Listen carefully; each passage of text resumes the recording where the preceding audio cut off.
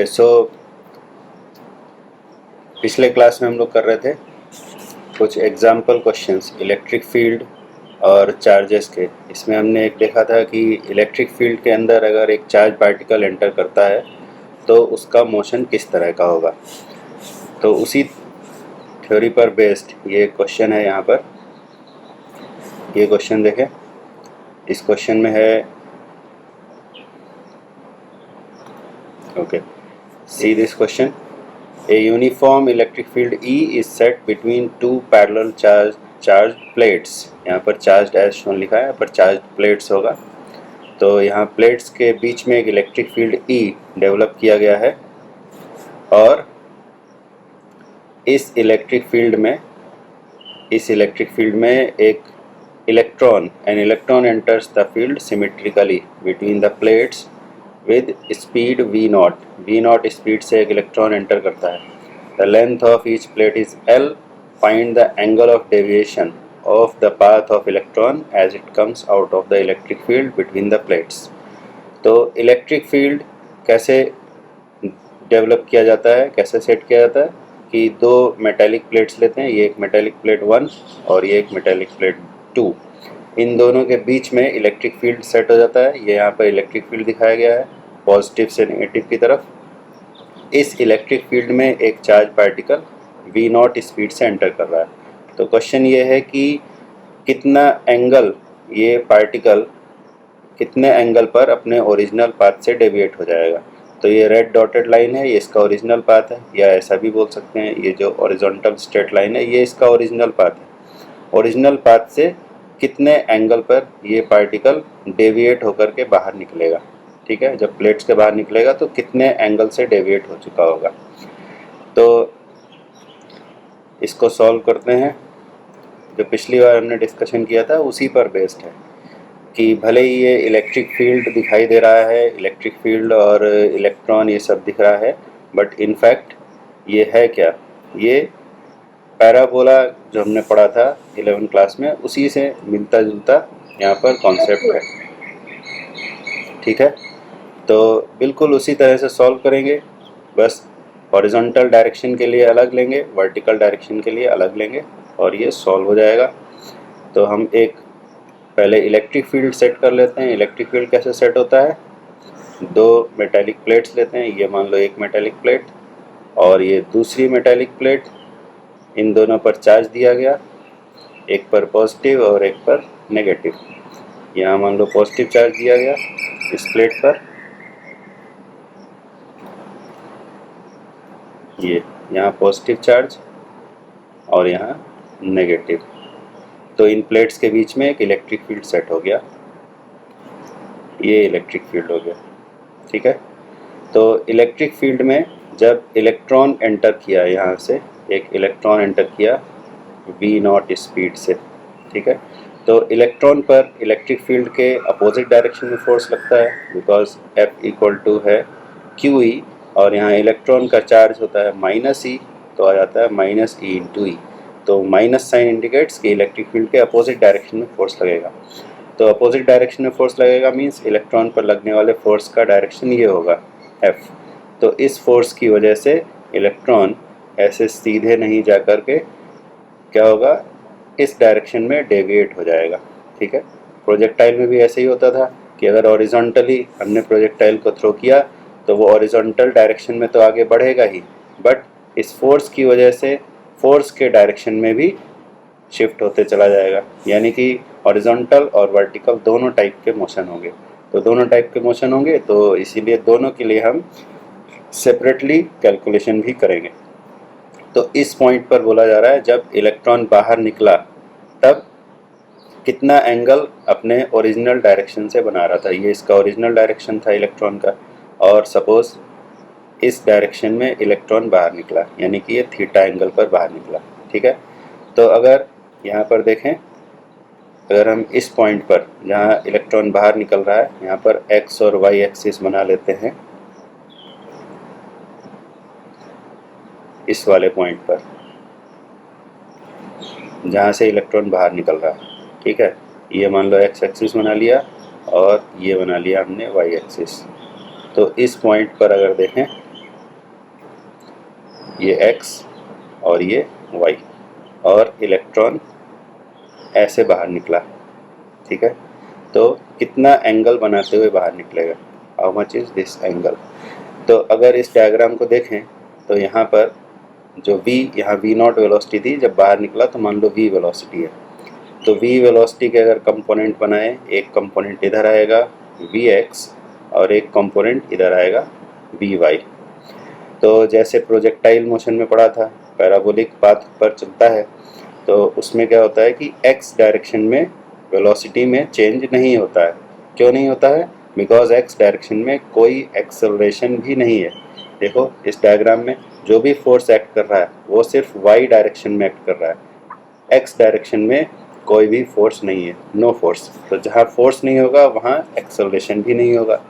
तो x direction में कोई एक्सेलरेशन नहीं है, इसीलिए x डायरेक्शन में जो वेलोसिटी है वो चेंज नहीं होती है। जितनी यहाँ एंटर करने के टाइम पे थी उतनी ही बाहर निकलने के टाइम पे होगी, यानी कि vx is always constant and that is equal to v0। और vy अगर हमें पता चल जाए तो यहाँ जो डायग्राम ये बना हुआ है, ये डायग्राम, यहाँ से अगर हम tan थीटा निकालना चाहते हैं तो tan थीटा क्या हो जाएगा, v बाय vx। तो इसमें vx तो हमें मालूम है, v0 है, लेकिन vy नहीं पता है। तो vy की वैल्यू अगर हम कैलकुलेट कर लेते हैं तो इसमें थीटा आ जाएगा। तो इस क्वेश्चन में बेसिकली हमें vy ही पता करना है। vy का मतलब है कि यहाँ जब पार्टिकल एंटर किया था तो सिर्फ हॉरिजॉन्टल डायरेक्शन में उसको थ्रो किया गया था, यानी यहाँ पर इसकी इनिशियल वर्टिकल वेलोसिटी ज़ीरो थी, लेकिन यहाँ पर इनिशियल वर्टिकल वेलोसिटी ज़ीरो नहीं है। क्यों नहीं ज़ीरो है? क्योंकि वर्टिकल डायरेक्शन में एक फोर्स एक्ट कर रहा है। तो जिस डायरेक्शन में फोर्स एक्ट करता है उसमें एक्सेलरेशन भी होता है, और एक्सेलरेशन होने से वेलोसिटी में चेंज भी आता है। तो यहाँ वेलोसिटी ज़ीरो थी, यहाँ पर vy है, तो तुम्हें vy की वैल्यू ही पता करनी है। vy की वैल्यू पता करने से tan थीटा आ जाएगा, ठीक है। तो vy की वैल्यू कैसे पता चलेगी? क्वेश्चन में और क्या गिवन है कि प्लेट्स की लेंथ है l, ठीक। तो अगर याद करो प्रोजेक्टाइल मोशन में क्या बताया गया था कि x और y दोनों डायरेक्शन में सेम टाइम में डिस्प्लेसमेंट होता है। पार्टिकल ऐसे आ रहा है इस पाथ पर, ये कर्व्ड पाथ पर आ रहा है। तो कर्व्ड पाथ पर आने का मतलब क्या है कि x और y दोनों में डिस्प्लेसमेंट साइमल्टेनियसली हो रहा है। तो कितना डिस्प्लेसमेंट हो रहा है x डायरेक्शन में? ये x डायरेक्शन में डिस्प्लेसमेंट हुआ l। कितने टाइम में हुआ, यानी इस एंड से इस एंड तक आने में कितना टाइम लगा। तो क्वेश्चन में कुछ भी डिफ़िकल्ट नहीं है, बिल्कुल वैसे ही सॉल्व करेंगे जैसे 11वीं क्लास में किया था। x डायरेक्शन के लिए अलग सॉल्व करेंगे, y डायरेक्शन के लिए अलग सॉल्व करेंगे। तो x डायरेक्शन में इनिशियल वेलोसिटी कितनी थी, v0 थी। फाइनल वेलोसिटी कितनी है, वो अभी भी v0 है। टाइम कितना लगा ये पता लगा लेते हैं। डिस्प्लेसमेंट कितना हुआ, जितना प्लेट्स का लेंथ है, ठीक। तो यहाँ से अगर हम निकालना चाहते हैं टाइम, तो हम ये इक्वेशन यूज़ कर सकते हैं, Sx equal to ux t plus 1/2 ax t square.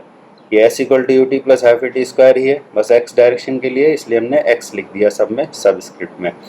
तो Sx is equal to L, here v0 into t and ax 0। Therefore यहाँ से t आ जाएगा, कितना आ जाएगा, L बाई v0। ये t आ गया। इसी टाइम में वर्टिकल डायरेक्शन में भी डिस्प्लेसमेंट हुआ है, तो इस टाइम को यूज़ करके vy निकाल सकते हैं कि वर्टिकल डायरेक्शन में कितनी वेलोसिटी हुई। डिस्प्लेसमेंट भी निकाल सकते हैं, डिस्प्लेसमेंट तो उतना ही होगा जितना प्लेट्स के बीच में डिस्टेंस है, बट यहाँ पर उसकी ज़रूरत नहीं है।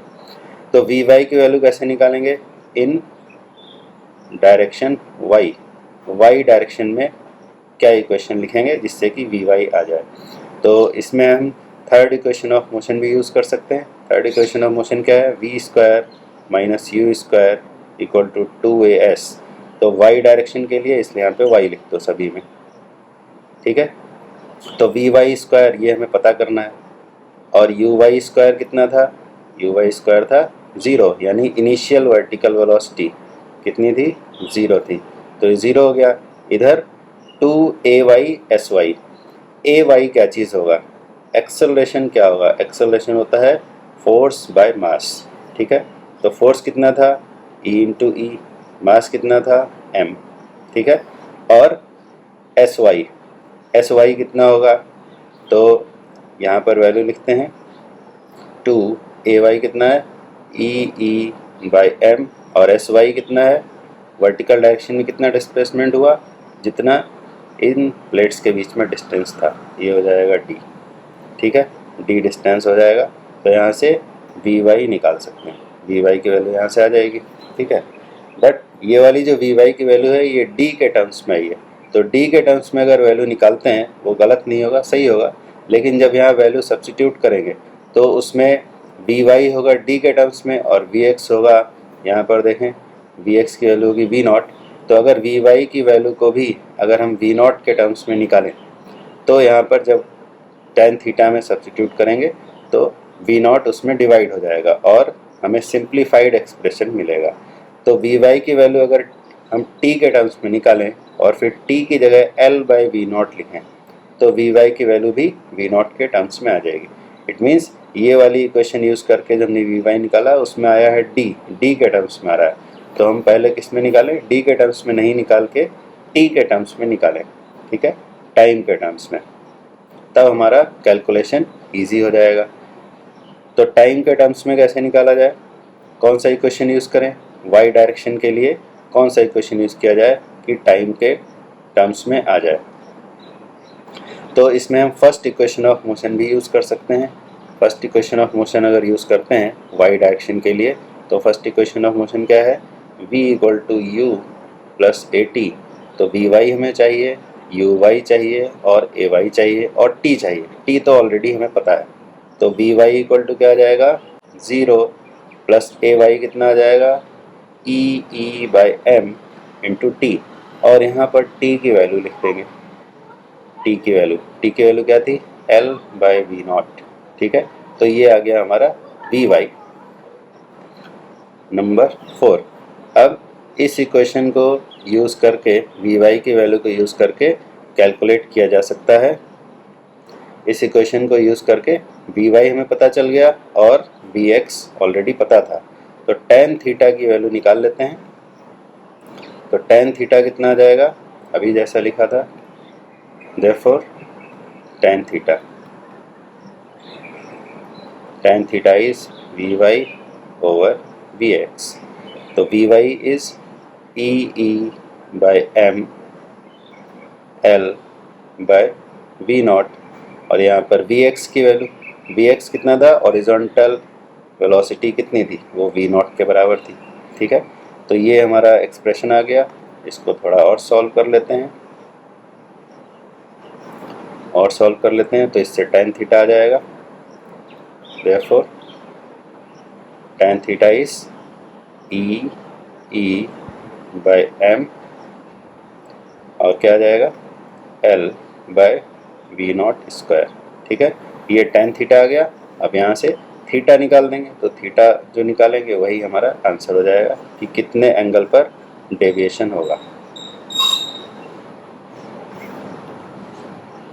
Therefore theta is equal to tan inverse E/m L/v0²। तो भले ही ये क्वेश्चन दिखने में अलग लग रहा हो, बट ये बिल्कुल वैसा ही है जैसा हम लोगों ने 11 क्लास में प्रोजेक्टाइल मोशन में सॉल्व किया था। बस डिफरेंस इतना है कि वहाँ जो फोर्स था वो था ग्रेविटेशनल फोर्स mg और यहाँ जो फोर्स है वो है इलेक्ट्रोस्टैटिक फोर्स QE, केवल इतना डिफरेंस है। ठीक है, तो ये क्वेश्चन हुआ। इसी तरह से और एक क्वेश्चन भी देखते हैं, इसी कॉन्सेप्ट पर बेस्ड है। और ये दूसरा क्वेश्चन देखें, question number 2। A positively charged particle of charge Q and mass m enters the field between the plates at an angle theta. अब थीटा एंगल पर अगर पार्टिकल एंटर करता है, ठीक है, तो बताना ये है कि what must be the distance between the plates so that it passes through the plates without hitting any of the plates। किसी भी प्लेट को हिट किए बिना पार्टिकल बाहर निकल जाए। और arrangement of the plates is similar to that in the problem 1। तो जैसा प्रॉब्लम 1 में अरेंजमेंट था प्लेट्स का, यहाँ भी वैसा ही है। बस डिफरेंस क्या है क्वेश्चन में कि ये हमें बताना है कि प्लेट्स के बीच में डिस्टेंस कितनी हो, यानी कि इसमें डी हमें पता नहीं है कितना होगा। जैसे जो डी था अभी इस पिछले वाले डायग्राम में, जो डी था, डी की वैल्यू गिवन थी और डी के टर्म्स में आंसर निकाल भी सकते थे, बट इस बार क्या बोला है कि डी हमें पता नहीं है ये वाला, ये डिस्टेंस कितना होना चाहिए कि पार्टिकल ना अपर प्लेट को हिट करे और ना ही लोअर प्लेट को हिट करे। ठीक है, और पार्टिकल हॉरिजॉन्टली एंटर नहीं किया है, किसी एंगल पर एंटर किया। तो पहले डायग्राम देखते हैं, डायग्राम में क्वेश्चन को डायग्राम में कन्वर्ट करते हैं पहले। तो पहले बना लेते हैं प्लेट्स। ये हमारे प्लेट्स हो गए, ये प्लेट नंबर 1 और ये प्लेट नंबर 2, और पार्टिकल इसमें एंटर करेगा ऑब्लिकली। तो पहले चार्ज दे देते हैं प्लेट्स को, ये प्लेट्स पर चार्ज प्लस, यहाँ प्लस चार्ज और यहाँ माइनस चार्ज। ठीक है, और इलेक्ट्रिक फील्ड का डायरेक्शन कैसे हो जाएगा, direction of electric field positive से नेगेटिव,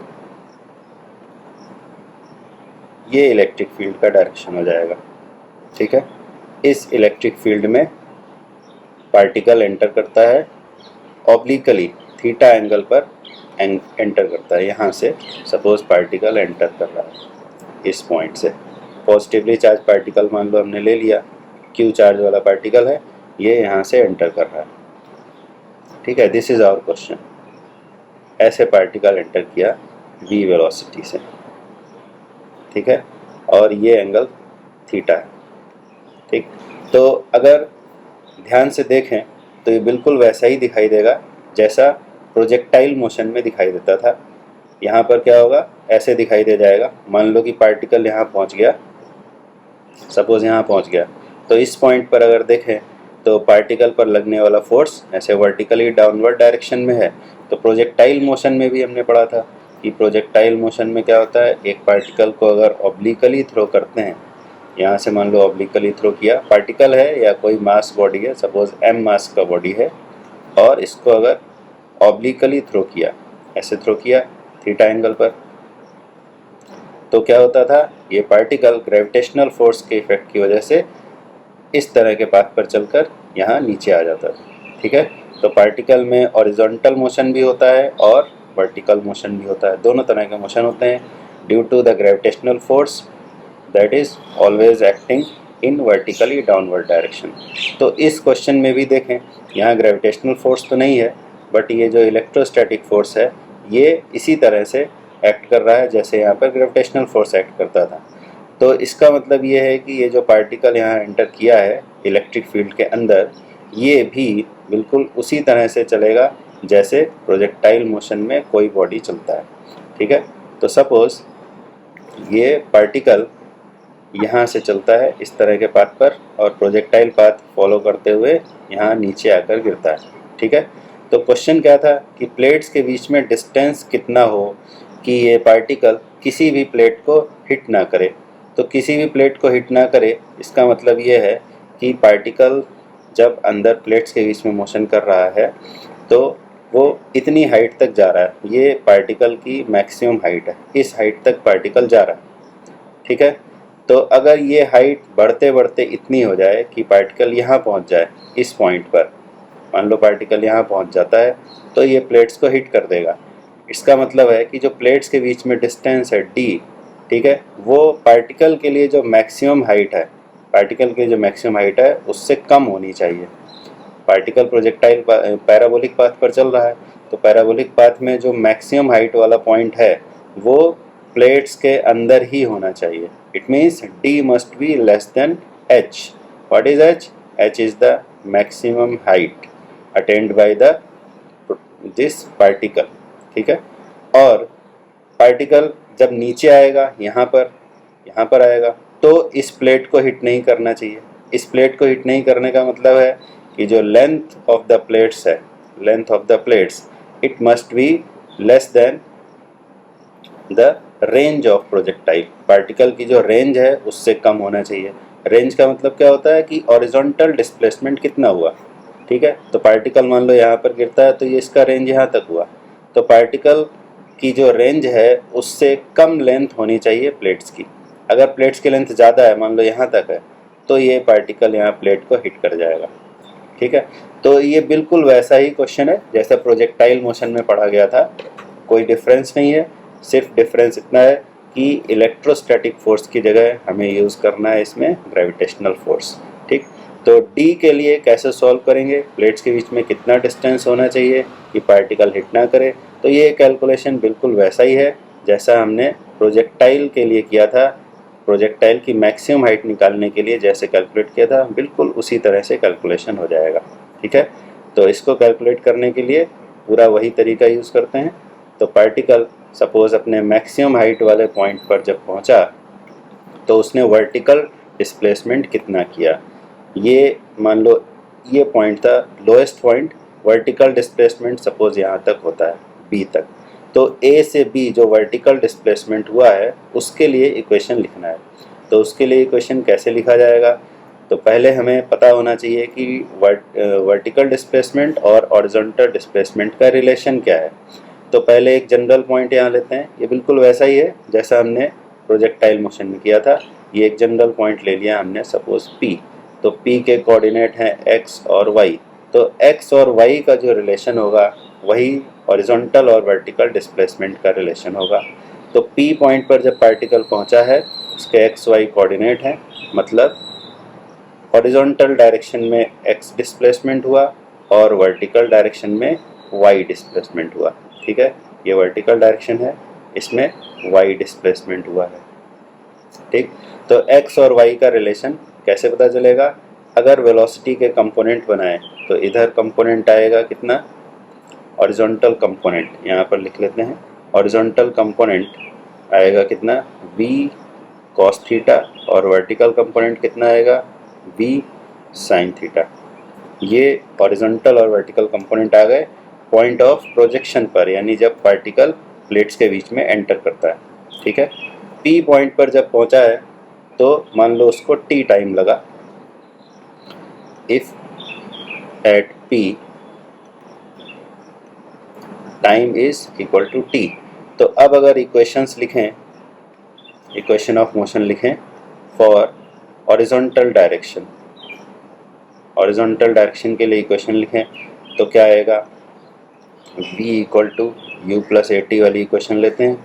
तो वी एक्स सॉरी यहाँ पर लेते हैं डिस्प्लेसमेंट वाली इक्वेशन, क्योंकि हमें x और y का रिलेशन पता लगाना है। तो s equal to u t plus 1/2 a t square, x direction के लिए लेना है तो यहाँ पर x लिख देते हैं सभी जगह। तो P पॉइंट के लिए लिख रहे हैं at P s x is equal to x और यू एक्स कितना हो जाएगा v cos theta into t, और ए एक्स हॉरिजॉन्टल डायरेक्शन में कोई एक्सेलरेशन नहीं है तो हो जाता है 0। तो यहाँ से t की वैल्यू आ जाती है कितनी, t की वैल्यू आ जाती है x by v cos theta. ठीक है, ये हमने टाइम की वैल्यू निकाल ली। अच्छा, तो हमें निकालना था B पॉइंट पर जब पहुँचेगा तो कितना डिस्प्लेसमेंट होगा। ठीक है, यानी कि हाइट हमें निकालनी है और फिर पता चल जाएगा कि प्लेट्स के बीच का डिस्टेंस h से बड़ा ही होना चाहिए। ठीक है, सॉरी h से, हाँ करेक्ट, h से बड़ा होना चाहिए d मस्ट बी, यहाँ पर थोड़ा गलत बता रहे हैं, मैक्सिमम हाइट से क्या होना चाहिए, d ज़्यादा होना चाहिए, मैक्सिमम हाइट से d ज़्यादा होना चाहिए, d must be greater than h। ठीक है, तो A से B पॉइंट के लिए वर्टिकल डायरेक्शन के लिए अगर लिखते हैं फॉर y डायरेक्शन, A से B पॉइंट के लिए, A पॉइंट पर अगर देखें ओनली वर्टिकल डायरेक्शन के लिए अगर देखें तो वर्टिकल डायरेक्शन में इनिशियल वेलोसिटी कितनी थी, इतनी थी v sin थीटा, और जब B पॉइंट पर पहुंच जाता है at point B final vertical velocity is 0, initial vertical velocity is how much, v sin theta. ठीक है, और हमें निकालना है B पॉइंट पर sy की वैल्यू निकालना है, sy। तो कौन सी इक्वेशन यूज़ करें, और ay कितना होगा, ay होगा इलेक्ट्रोस्टैटिक फोर्स बाय मास। तो इलेक्ट्रोस्टैटिक फोर्स कितना है, QE, पॉजिटिव चार्ज था QE बाय m। ठीक है, तो इन सभी को यूज़ करके हम निकाल सकते हैं एस वाई का मतलब क्या होगा कि बी पॉइंट पर जब पहुंचा तो कितना वर्टिकल डिस्प्लेसमेंट हुआ था, ठीक है, यानी कि मैक्सिमम हाइट कितनी हुई थी। तो मैक्सिमम हाइट निकालने के लिए कौन सा इक्वेशन यूज़ करें, ये हमारे पास गिवन वैल्यूज़ हैं। क्या क्या गिवन है, initial vertical velocity, final vertical velocity, acceleration, ये हमें पता है। तो कौन सा इक्वेशन यूज़ किया जाए, v y square minus u y square equal to 2ay sy, ठीक है। तो वी वाई वर्टिकल वेलोसिटी जब टॉप मोस्ट पॉइंट पर पहुंच गया, टॉप मोस्ट पॉइंट मतलब अब और ऊपर नहीं जाएगा, और ऊपर नहीं जाएगा it means final vertical velocity is 0। Initial vertical velocity कितनी थी, v साइन थीटा थी, तो हो जाएगा v square sine square theta equal to 2ay की वैल्यू कितनी थी, QE बाई m, और sy यही हमें पता लगाना है, ये सपोज h। यहाँ पर एक चीज़ ध्यान देने वाली है कि यहाँ पर जो एक्सेलरेशन होगा वो नेगेटिव एक्सेलरेशन होगा। क्यों नेगेटिव एक्सेलरेशन होगा, देखें ये माइनस साइन नेगेटिव एक्सेलरेशन की वजह से आया। डायग्राम को देखें, डायग्राम में देखने से पता चलता है कि हम लिख रहे हैं डिस्प्लेसमेंट ए से बी की तरफ, यानी कि वर्टिकली अपवर्ड डायरेक्शन में, बट हमारा जो फोर्स है वो वर्टिकली डाउनवर्ड डायरेक्शन में है, तो इससे जो एक्सेलरेशन आएगा वो भी डाउनवर्ड डायरेक्शन में आएगा। तो since acceleration and displacement are in opposite direction, इसलिए यहाँ पर एक्सेलरेशन को माइनस लिया जाएगा, ठीक है। तो अब यहाँ से कैलकुलेट कर लेते हैं एच कितना आ जाएगा, एच आ जाएगा v square sine square theta by 2QE और यहाँ पर m, ठीक है। ये हमारा मैक्सिमम हाइट आ गया, यानी कि जो प्लेट्स के बीच में डिस्टेंस है, प्लेट्स के बीच का जो डिस्टेंस है वो कम से कम इतना होना चाहिए, ठीक है। इससे ज़्यादा होगा तभी ऐसा होगा कि पार्टिकल प्लेट्स को हिट नहीं करेगा। This must be the minimum distance. यह एच मैक्सिमम यानी पार्टिकल मैक्सिमम कितना ऊपर जा सकता है, तो प्लेट्स के बीच का डिस्टेंस पार्टिकल के मैक्सिमम ऊपर जाने वाली जो लेंथ है उससे ज़्यादा होना चाहिए। Therefore D must be greater than how much, this value H max. तो ये हमारा सेकंड क्वेश्चन सॉल्व हो गया। इस तरह से पता लगा सकते हैं। और अगर ये पता करना हो कि यहाँ पर हिट करेगा कि नहीं, तो उसके लिए क्या करेंगे, हम बिल्कुल वैसे ही कैलकुलेट कर लेंगे हॉरिजॉन्टल डायरेक्शन के लिए। हॉरिजॉन्टल डायरेक्शन में कितना डिस्प्लेसमेंट हुआ, वो डिस्प्लेसमेंट ही क्या हो जाएगा, रेंज। तो वो डिस्प्लेसमेंट कैसे कैलकुलेट होगा, अगर डायरेक्ट फार्मूला यूज़ करना चाहें तो वो भी यूज़ कर सकते हैं, प्रोजेक्टाइल मोशन वाला। अदरवाइज ए से बी ऊपर जब पूरा प्रोजेक्टाइल मोशन हुआ है यहाँ से लेकर यहाँ तक, तो इसमें दो काम हुए। क्या हुआ, वर्टिकल डायरेक्शन के पॉइंट ऑफ व्यू से अगर देखें तो क्या होता है, लोएस्ट पॉइंट से हाईएस्ट पॉइंट तक पार्टिकल जाता है, फिर हाईएस्ट पॉइंट से फिर से लोएस्ट पॉइंट पर आता है। प्रोजेक्टाइल का पाथ कैसे होता है, ऐसे पहले ऊपर गया फिर इस तरह से नीचे आया। तो अगर सिर्फ वर्टिकल मोशन के पॉइंट ऑफ व्यू से देखें तो पार्टिकल यहाँ से यहाँ जाता है और फिर यहाँ से यहाँ वापस आता है, यानी कि ए से बी जाने में जो टाइम लगा उसको अगर डबल कर देंगे तो पूरे प्रोजेक्टाइल पाथ का टाइम पता चल जाएगा, जिसको हम 11 क्लास में टाइम ऑफ फ्लाइट कहते थे। सेम चीज़ है। तो टाइम कैसे पता लगाओगे, वर्टिकल मोशन के लिए टाइम का कैलकुलेशन कैसे होगा, ठीक है। तो कौन सा इक्वेशन यूज़ करें, हमें वर्टिकल मोशन के लिए डिस्प्लेसमेंट पता चल चुका है, ठीक है, और फाइनल वेलोसिटी भी पता है और इनिशियल वेलोसिटी भी पता है, ठीक। तो ये कर सकते हैं कि सेकंड इक्वेशन यूज़ कर लें, बट उसमें कैलकुलेशन थोड़ा डिफ़िकल्ट हो जाएगा, इसलिए फर्स्ट इक्वेशन यूज़ करते हैं। फर्स्ट इक्वेशन क्या है, v equal to u plus a t. तो v की जगह यहाँ वी वाई, यहाँ यू वाई, यहाँ ए वाई। तो वी वाई क्या हो जाएगा, फाइनल वर्टिकल वेलोसिटी इज 0।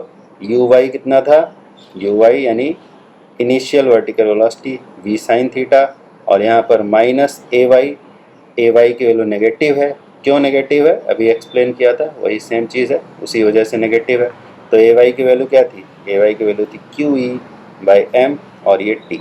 यहाँ से t कैलकुलेट कर लेंगे और फिर टाइम ऑफ फ्लाइट यानी कि पूरे प्रोजेक्टाइल मोशन में कितना टाइम लगा, तो हो जाएगा 2t, यानी कि कितना आ जाएगा 2v sine theta by QE into m, इतना टाइम लगा। तो इसी टाइम में पूरा प्रोजेक्टाइल मोशन कंप्लीट हुआ है। तो इसका मतलब है कि हॉरिजॉन्टल डिस्प्लेसमेंट के लिए भी हमें इतना ही टाइम मिला है जितना ये टाइम आया है पूरे प्रोजेक्टाइल मोशन में जो टाइम लगा। तो अगर हमें हॉरिजॉन्टल डिस्प्लेसमेंट कैलकुलेट करना है तो क्या करेंगे? Horizontal displacement, how to calculate horizontal displacement? Horizontal velocity हमें मालूम है और हॉरिजॉन्टल डिस्प्लेसमेंट कैलकुलेट करना है। तो कैसे कैलकुलेट होगा? और हॉरिजॉन्टल डायरेक्शन में जो मोशन है वो विदाउट एक्सेलरेशन है। तो विदाउट एक्सेलरेशन मोशन है तो फिर कौन सा इक्वेशन यूज़ करें? S x equal to u x t plus 1/2 a x t square. इधर कोई एक्सेलरेशन नहीं है एक्स डायरेक्शन में, तो ये ज़ीरो हो जाएगा। तो एस एक्स यानी कि रेंज ऑफ प्रोजेक्टाइल क्या हो जाएगा? U x into t. And what is u x? U x is v cos theta into t. T कौन सा लेना है हमें यहाँ पर? कौन सा टाइम लेना है? हमें पूरे फ्लाइट के लिए जो टाइम आया वो लेना है, यानी कि टाइम ऑफ फ्लाइट लेना है। तो टाइम ऑफ फ्लाइट ये है हमारा, ये। तो कितना आ जाएगा? 2v sine theta by Q v into m, ये आ जाएगा। तो यहाँ पर 2 साइन थीटा कॉस थीटा को साथ में ले लेने से साइन 2 थीटा हो जाता है। तो हो जाएगा m b square sine 2 theta by Q v. ये हमारा रेंज आ गया, यानी कि जो प्लेट्स का लेंथ है वो एटलीस्ट इतना होना चाहिए। ठीक है, it means length of the plates must be greater than this. तो उससे क्या होगा कि पार्टिकल हमारा प्लेट्स में कोलाइड नहीं करेगा, बिना स्ट्राइक किए बाहर निकल जाएगा। तो इस तरह से ये दोनों क्वेश्चन सॉल्व हुए और इनमें कुछ खास बात नहीं है, बिल्कुल वैसा ही है जैसा प्रोजेक्टाइल मोशन के लिए था। सिर्फ इतना डिफरेंस है कि वहाँ ग्रेविटेशनल फोर्स होता था और यहाँ पर है इलेक्ट्रोस्टैटिक फोर्स। ठीक है, तो ये दोनों प्रॉब्लम्स को प्रैक्टिस कर लेंगे। नेक्स्ट क्लास में और कुछ प्रॉब्लम्स को देखेंगे।